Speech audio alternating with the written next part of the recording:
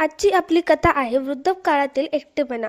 एके दिवशी सुप्रिया हसत फोन उचलते आणि विचारते, हॅलो आई, कशी आहेस? पण समोरून आईचा ताठ आवाज येतो, माझं सोड, आधी तुझ्या सासूबाईबद्दल विचार कर. तुझ्या सासऱ्यांना गेले 2 वर्षही झाले नाहीत आणि तिने सगळी मर्यादा ओलांडली.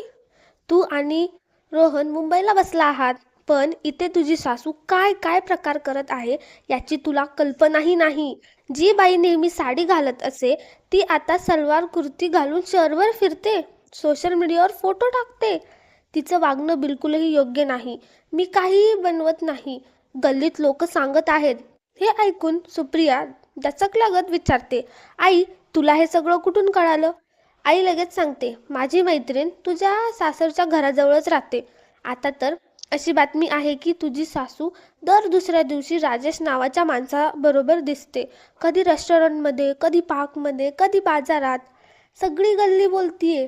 माझी मैत्रीण त्या दिवशी बाजारात भेटली तेव्हा तिने तुझ्या सासूच्या सगळ्या गोष्टी सांगितल्या. लाजेने माझे डोळे खाली गेले. विचार कर, हे नातेवाईकांना कळलं तर आपली बदनामी होणार नाही का? हे ऐकून सुप्रियाच्या अंगात राग उसळतो. आई म्हणते, रोहनला सांग, तो त्याच्या आईला समजावो. हे वय आहे का अशा गोष्टी करण्याची? परपुरुषासोबत फिरायला? छी, लाजही काही असते का नाही? हे ऐकताच सुप्रियाचा श्वास जोरात चालू लागतो. आई बस, आणखी काही बोलू नकोस. हे ऐकून माझी जीभच थरथरते. एवढंच म्हणता आईने फोन ठेवून दिला. खोलीत शांतता पसरली आणि त्या नीरव शांततेत सुप्रिया राग आणि संभ्रमाने तिथून उभी राहिली. संध्याकाळी रोहन ऑफिसमधून घरी आला आणि दरवाजा उघडताच सुप्रियाने संतापाने उसळली, रोहन, तुझी आई अखेर करू काय पाहत आहे? रोहन डचकून विचारतो, काय म्हणतीयेस? सुप्रिया कोरडेपणाने म्हणते, या वयात त्या फॅशन करतात. तुझे वडील वारले तरी त्या सोशल मीडियावर फोटो टाकायचे शौक सुटत नाहीत. बघ इंस्टाग्रामवर काय फोटो टाकलेत. आणि तर हे बघ, एकही दिवशी त्या एकट्या नसतात, नेहमी कुठल्या तरी माणसासोबत फिरतात. अखेर चाललंय तरी काय? हे ऐकताच रोहन अवाक होतो. त्याच्या डोळ्यात आश्चर्य, धक्का सगळं उमटतो. तो काही क्षण शांत बसतो आणि मग भावाला फोन करून म्हणतो, करण, आपण उद्या आईकडे चाललो आहोत. करण विचारतो, पण काय झालं भाऊ? रोहन म्हणतो, तिकडे आल्यावर सांगतो. दुसऱ्या दिवशी दोन्ही भाऊ आणि त्यांची पत्नी मिळून आईकडे पोहोचतात. दार उघडताच गायत्री त्यांना पाहून आश्चर्य आणि आनंदाने भारावून जाते. अरे, अचानक फोन तरी का केला नाही? ती हसत विचारते. पण रोहनचा स्वर थंड असतो. काय झालं आई?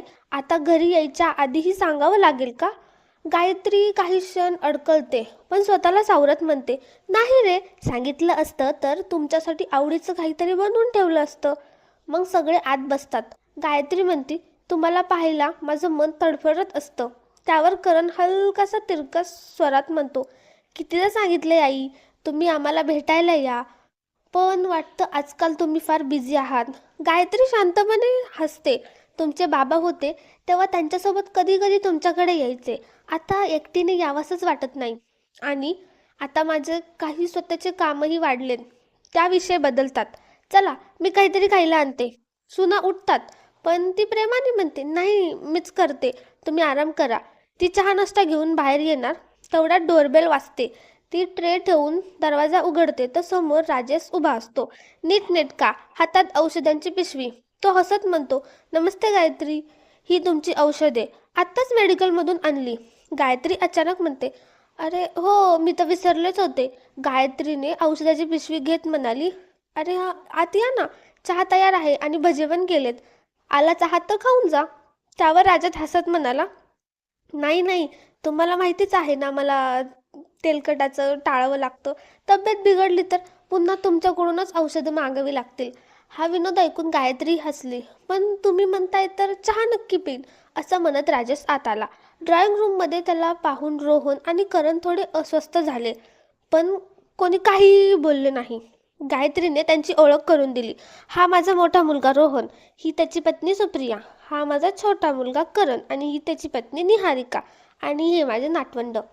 आज अचानक सगळे येऊन बसलेत. राजेशने हात जोडून नमस्कार केला व म्हणाला, आपल्या सगळ्यांना भेटून छान वाटलं. गायत्री भाऊक होत म्हणाली, खूप दिवसांनी सगळे एकत्र जमलेत आज मन खुश झालं. राजेशने तिच्याकडे पाहत दोन्ही भावांना सांगितलं, छान केलं रे, आईला भेटायला आलात. किती आठवण काढतात या तुमची. त्यांच्या आवाजात कोणतीही बनावट किंवा झाक नव्हती. फक्त शांत आदरपूर्ण शब्द होते. गायत्री चहा देताना म्हणाली, माझ्या अर्ध्याहून जास्त कामं तर राजेशच करून देतात. त्यावर तो हसत म्हणाला, काय झालं त्यात? मी औषधं आणायला जातो तेव्हा तुम्हीही घेऊन येतो. या वयात औषधाशिवाय चालतच नाही. हे ऐकून रोहन आणि करण एकमेकांकडे पाहू लागले. त्यांच्या चेहऱ्यावरचा राग आता स्पष्ट दिसत होता. आई एका अनोळखी माणसाशी इतक्या सहज बोलतीये हे त्यांना सहनच होत नव्हतं.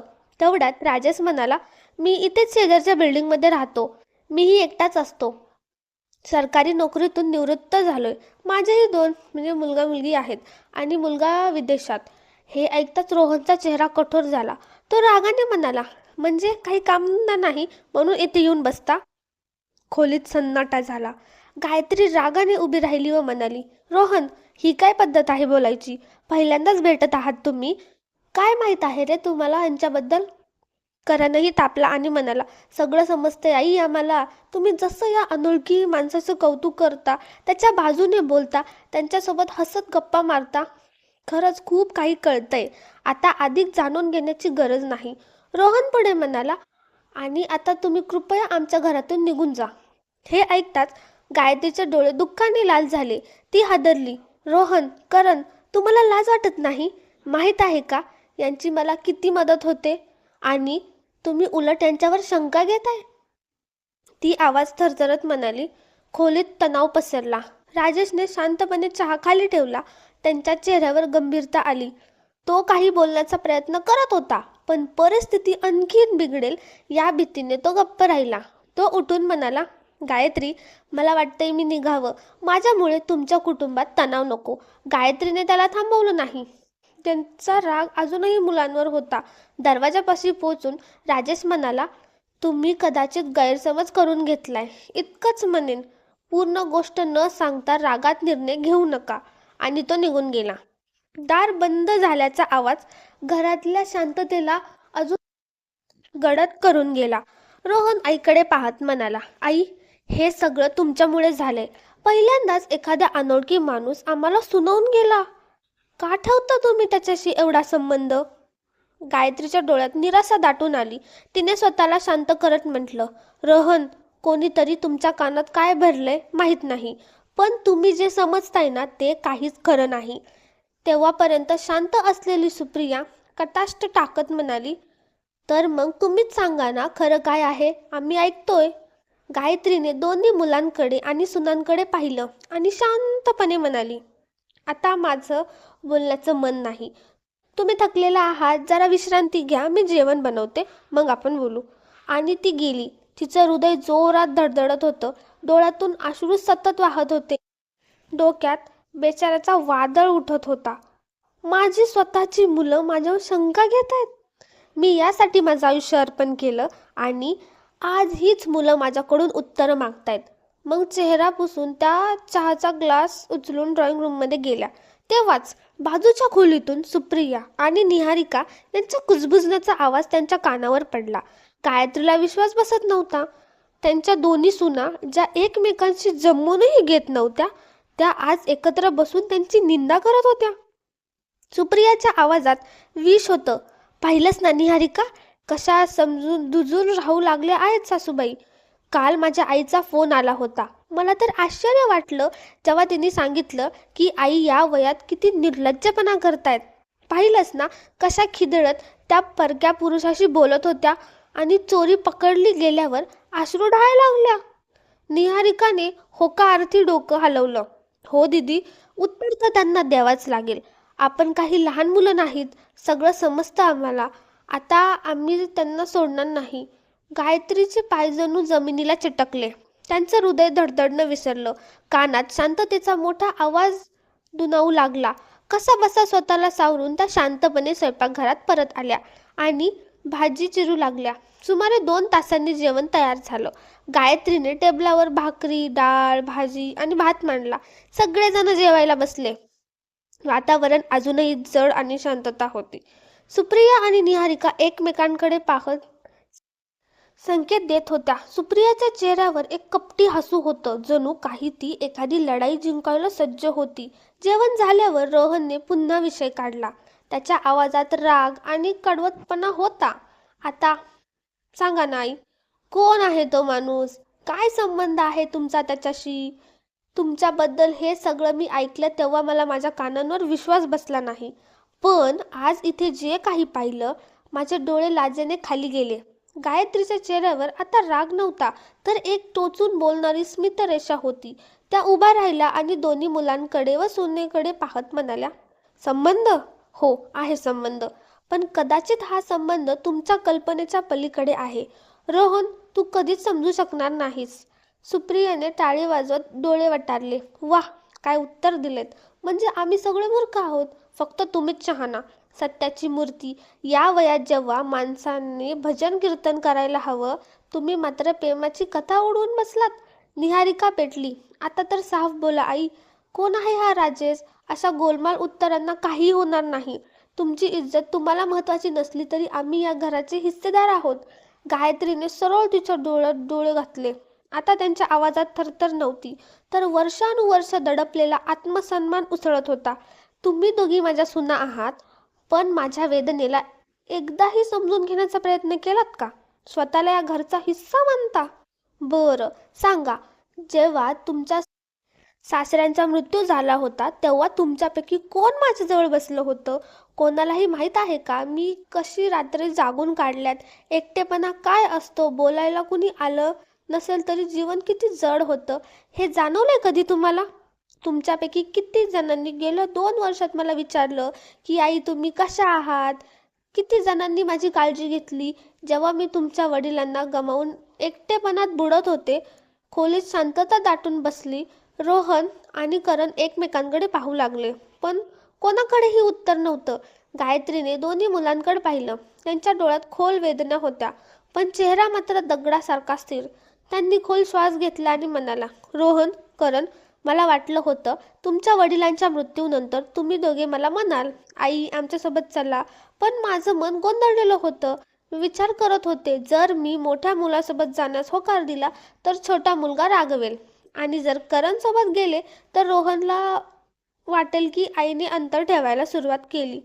त्या रात्री मी पूर्ण रात्र हाच विचार करत बसले होते. जर कोणी विचारलं तर मी काय उत्तर देणार? पण आश्चर्य काय झालं माहीत आहे?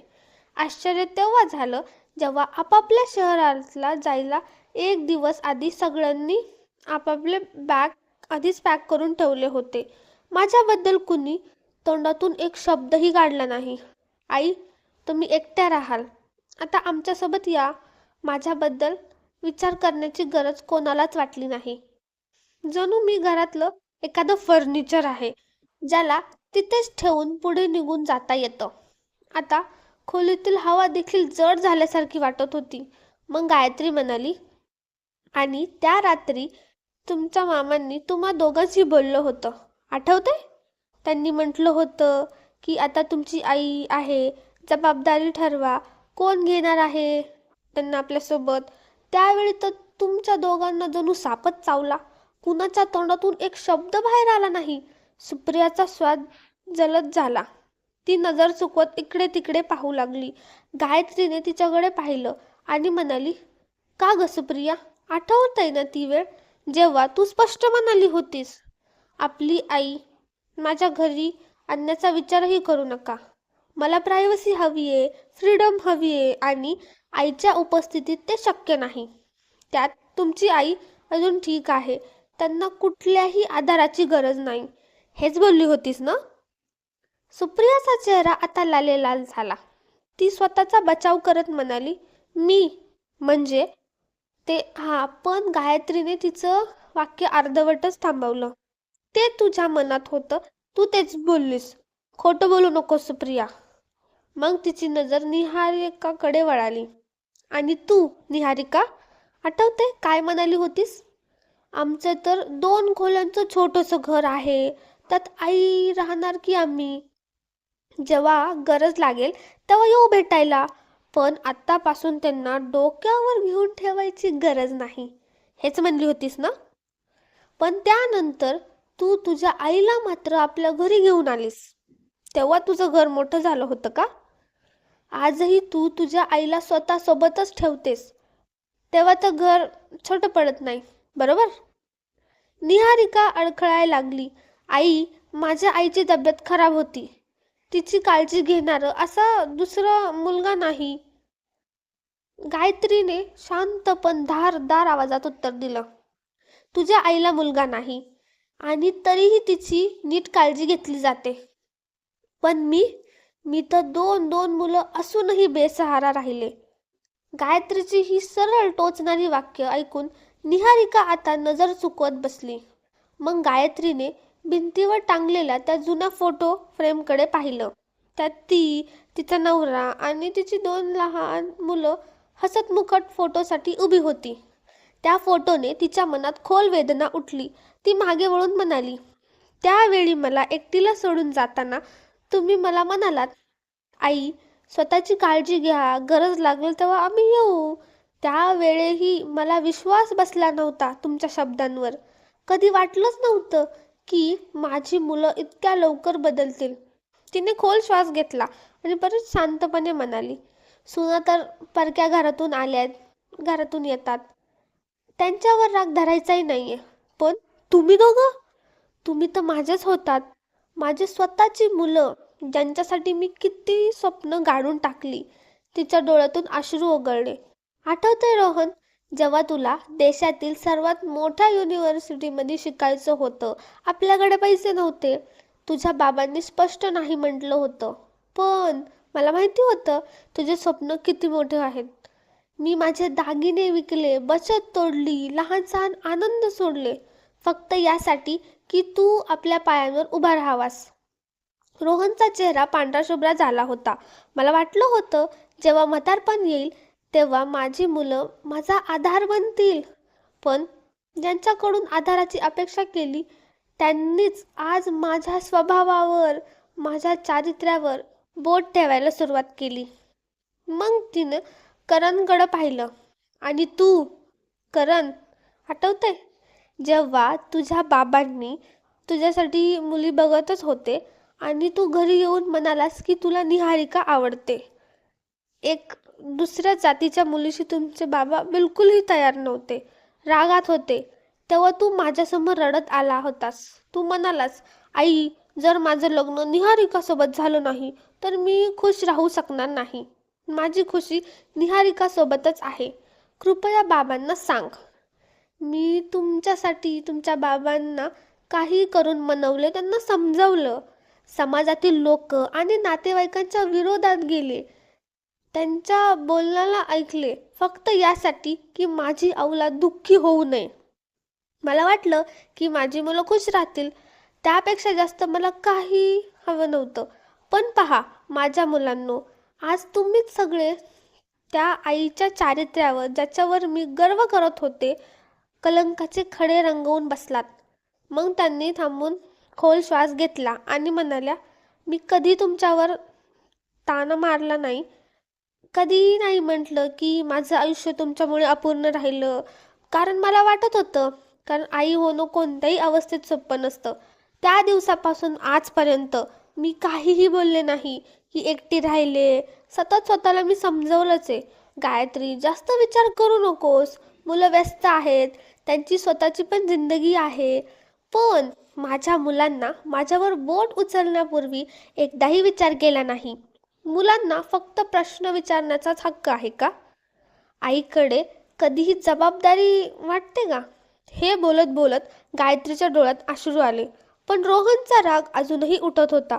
तो सोफ्यावरून उभा झाला आणि उंच आवाजात म्हणाला, आई, मान्य आहे की तुम्ही आमच्यासाठी खूप त्याग केलात. पण याचा अर्थ असा होत नाही की आता तुम्हाला जे करायचं आहे ते करण्याची पूर्ण मुभा मिळाली.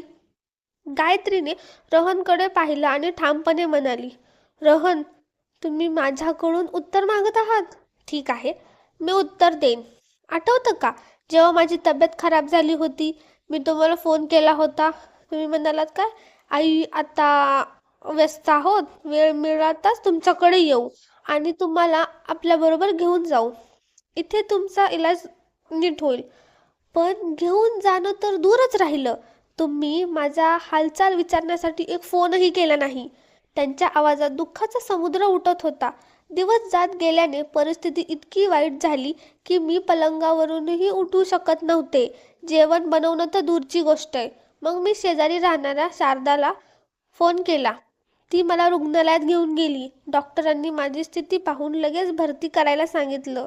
शारदा किती वेळ माझ्यासोबत राहिली. ती स्वतःच्या घरी परतली, पण त्या रुग्णालयाच्या पलंगावर एकटी होते. कोणीही माझं हाल विचारायला आलेलं नव्हतं. हे बोलत बोलत गायत्रीच्या डोळ्यात पाणी आलं. पण रुग्णालयात रोज सकाळ सायंकाळी काही लोक येत होती. ते गरजू लोकांना जेवण वाटत होते. मला देखील जेवण देत होते. विचारल्यावर समजलं की ते एका NGOचे सदस्य आहेत, जे गरीब, बेसहारा आणि गरजू लोकांची मदत करतात. त्या सदस्यांपैकी एक होता राजेश. यांच्या कामामुळे मी खूपच प्रभावित झाले. काही दिवसात आमची चांगली ओळख झाली. मी विचार केला, मीही एकटी आहे, एकटेपणात सतत त्रास देतोय, त्यामुळे माझी तब्येत खराब होत आहे आणि डिप्रेशनमध्ये जाण्यापेक्षा माझ्या आयुष्याला नवी दिशा द्यावी. बरी झाल्यावर मी त्या NGOमध्ये सामील झाले. मानवतेची सेवा करण्याचंच हे काम मला खरा आनंद देतं. सगळ्यात मोठी गोष्ट म्हणजे मी घुसमुटत जगणंही सोडून दिलं. बाहेर पडायला शिकले. आणि राजेश, ते तर इथे शेजारी राहतात. माझी छोटी मोठी कामात मदत करतात. तुम्हाला तर त्यांचे आभार मानायला हवे की ते तुमच्या आईची मदत करत आहेत. आईचं हे शब्द ऐकून करण पेटून उठला. तो रागाने म्हणाला, आई म्हणजे काय? त्यांनी मदत केली म्हणून याचा अर्थ असा होतो का की ते रोजच घरी येत राहतील? माहितीये, बाहेर लोक कशा कशा गोष्टी बोलत आहेत. आपल्या नात्यात किती बदनामी होत आहे. आणि हे काय? तुम्ही कसे कपडे घालू लागलात? सलवार कुर्ता घालून आपले फोटो सोशल मीडियावर टाकता? हे काय आहे? गायत्रीने करणकडे पाहिलं. तिच्या चेहऱ्यावर हलकंसं हसू. ती जणू हा प्रश्न येणार आणि आधीच जाणून होती. हो करण, मी सलवार कुर्ता घालते कारण बाहेर जाताना मला ते कपडे सोयीस्कर वाटतात. आणि सोशल मीडिया, हो मी टाकते फोटो, पण जास्तीत जास्त NGOचे फोटो असतात तिथे मी काम करते, जेणेकरून मला जास्तीत जास्त लोक मदतीत सामील होतील. हो, कधी कधी माझेही फोटो टाकते. त्यात चुकीचं काय आहे? माझ्या सुना पण हेच करत नाहीत का? सुप्रियाने तोंड वाकडं करत म्हणलं. आई, तुमचं वय झालंय, किमान त्याची तरी काळजी करा.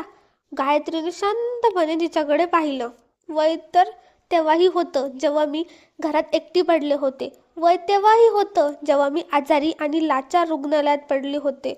तेव्हा तुमच्यापैकी कोणालाही माझ्या वयाची आठवण झाली नाही. आणि आता मी जगायला लागले तर वय अचानक दिसायला लागलं तुम्हाला? खोलीत शांतता पसरली. गायत्रीने पुढं पण म्हटलं, आणि राजेश बद्दल बोलायचं तर ते तर त्यांच्या गाडीत NGO पर्यंत सोडतात आणि परतताना आणतात. यामुळे माझा वेळ आणि पैसे दोन्हीही वाचतो. लोकांना तर बोलायची सवय आहे. ती स्त्री जी घरची चौकटही ओलांडत नाही, तिच्यावरही बोटं उचलली जातात. रोहन पुन्हा रागाने म्हणाला, आई तुम्ही कितीही बोललात तरी सत्य की तुमचं हे वागणं, त्या माणसाशी जवळीक आम्हाला लाज वाटायला लावते. गायत्रीने विचारलं, यात लाज वाटण्यासारखं काय आहे बाळा? राजेश माझे मित्र आहेत. हो, पुरुष आहेत. म्हणून एक स्त्री पुरुषशी बोलू शकत नाही का? एकटी स्त्री हसली, जगली, बाहेर गेली तर तो गुन्हा आहे का? जर मी आणि राजेश एकमेकांची हालचाल विचारतो, एकमेकांची मदत करतो, तर यात चुकीचं काय आहे? तुमच्या बायका ऑफिसला जातात, तिथे परक्या पुरुषाशी बोलतात, बैठका होतात, कॉर्पोरेट डिनर होतात, हास्य मस्करी होत असतील, तेव्हा ते सगळं सोशल मानलं जातं. मग माझ्या बाबतीत हे बदनामी कसं होतं? सुप्रिया आणि निहारिकाचे चेहरे लाल झाले. सुप्रिया चिडून म्हणाली, आई हे काय उलटसुलट बोलताय? निहारिकाही भडकली. हो आई, तुम्ही तर आम्हालाच कटघऱ्यात उभं केलं आहात. गायत्रीच्या डोळ्यात एक क्षण स्थिरता आली. मग ती शांत आवाजात म्हणाली, का सुनबाई, मी तर फक्त तेच सांगितलं जे तुम्ही माझ्यासाठी म्हणत होतात. ज्या मापदंडांनी तुम्ही माझी मर्यादा ठरवत आहात त्याचाच उपयोग मी तुमच्यासाठी केला तर टोचतंय? मी म्हटलं राजेश माझे मित्र आहेत आणि लगेच तुम्ही माझ्या चारित्र्यावर बोट ठेवलं. पण तेच बोलणं, तेच वागणं तुम्ही करता तेव्हा ते गरज ठरतं. मी कधी नाही म्हटलं की तुम्ही चुकीचं करत आहात. तुम्ही ऑफिसला जाता, काम करता, मला याचा अभिमानच आहे. पण मला देखील माझ्या नवीन आयुष्याचा अभिमान करू द्या. जेव्हा मी रुग्णालयात एकटी पडले होते तेव्हा कुणी विचारलं नाही की आई जिवंत आहेत ना. आणि आज मी पुन्हा आयुष्य विणायला लागले तर तुम्हाला त्रास व्हायला लागलाय. रोहन स्वतःला सावरत म्हणाला, आई आम्ही तुमची काळजी करतो. हे सगळं फक्त गायत्रीने कटाक्ष टाकला. तिचं हसणं अतिशय कडवट होतं. मला माहीत आहे तुम्ही किती काळजी करता. ती पुढे म्हणाली, मी आता कोणाचं भार म्हणून इच्छित नाही. माझ्या नव्या आयुष्यात मला नवी ओळख मिळाली आहे. संसदेतील लोक मला सन्मान देतात, प्रेम देतात. आणि राजेश ज्यांच्यावर तुम्ही प्रश्न उभारत आहात त्यांनी त्या काळात माझा हात धरला जेव्हा तुम्ही सगळ्यांनी माझ्याकडून हात काढून घेतला होता. आता मी घुसमटत जगणं सोडू इच्छिते. मी मोकळेपणाने कोणत्याही अटी शर्तीशिवाय जगू इच्छिते. जसे माझ्या सुनांना त्यांच्या घरात आणि आयुष्यात कोणीही दखल घेण्याची परवानगी नाही, त्यांना स्वातंत्र्य खूप प्रिय आहे, तसंच मला देखील माझं स्वातंत्र्य जगणं खूप प्रिय आहे. मी आता ती गायत्री नाही जी प्रत्येक वेळी मुलांच्या प्रतीक्षेत घराच्या दरवाजाकडे पाहत राहायचे. आता मी ती व्यक्ती आहे जी इतरांच्या आयुष्यात आनंदाचे दरवाजे उघडते. तुम्ही माझ्याकडे भेटीस आला, मला खूप आनंद झाला. पण माझं आयुष्य कसं घालवायचं हे ठरवण्याचा अधिकार फक्त माझ्या हातात राहील. मला नीट माहीत आहे की माझ्या दोन्ही मुलांपैकी आणि सुनांमधून कोणीही मला आपल्याबरोबर ठेवण्याची इच्छा ठेवत नाही. कधी जर त्यांना मला सोबत घेण्याचा विचार केला तर मला फक्त एक ओझं म्हणून पाहते. म्हणून मी ठरवलंय, जोपर्यंत शरीरात श्वास आहे तोपर्यंत मी संस्थेची जुळून सेवा करत राहीन. आणि जीवनाच्या शेवटच्या टप्प्यात जेव्हा माझं शरीर सोबत राहणार नाही तेव्हाही त्या संस्थेत राहून उरलेलं जीवन घालवीन. इतकं सांगून गायत्री आपल्या खोलीत झोपायला गेली. त्यांच्या आवाजात असा ठामपणा होते की रोहन आणि करण, सुप्रिया आणि निहारिका हक्केबक्के उभे राहिले. खोलीत इतकी शांतता पसरली होती की श्वासाचा आवाजही ऐकू येत होता.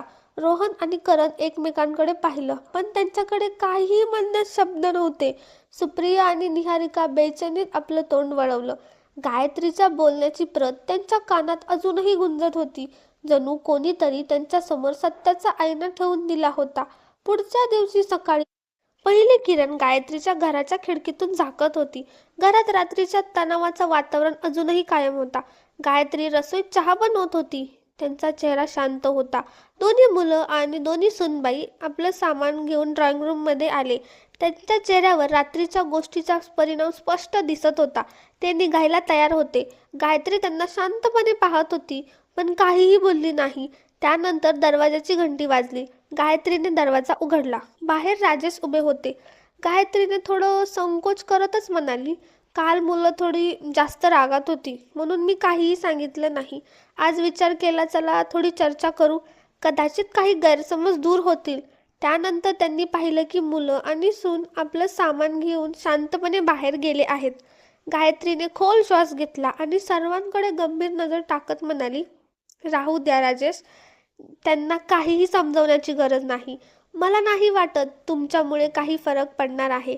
हे लोक तेच विचारतील जे विचारायचं आहे. तुम्ही आरामात बसा, मी चहा बनवून आणते. इतकं सांगून गायत्री रसोईकडे गेली. दोन्ही मुलं आणि दोन्ही सुना आपापल्यासोबत मुलांना घेऊन आपापल्या शहराकडे निघून गेले. तर मित्रांनो, तुम्हाला काय वाटतं, गायत्रीने घेतलेला हे निर्णय योग्य होता का? आपली मते कमेंट बॉक्समध्ये नक्की लिहा. कथा आवडली असल्यास व्हिडिओला लाईक करा, चॅनलला सबस्क्राईब करा. कथा शेवटपर्यंत ऐकण्यासाठी तुमचे मनपूर्वक धन्यवाद. Thanks for watching.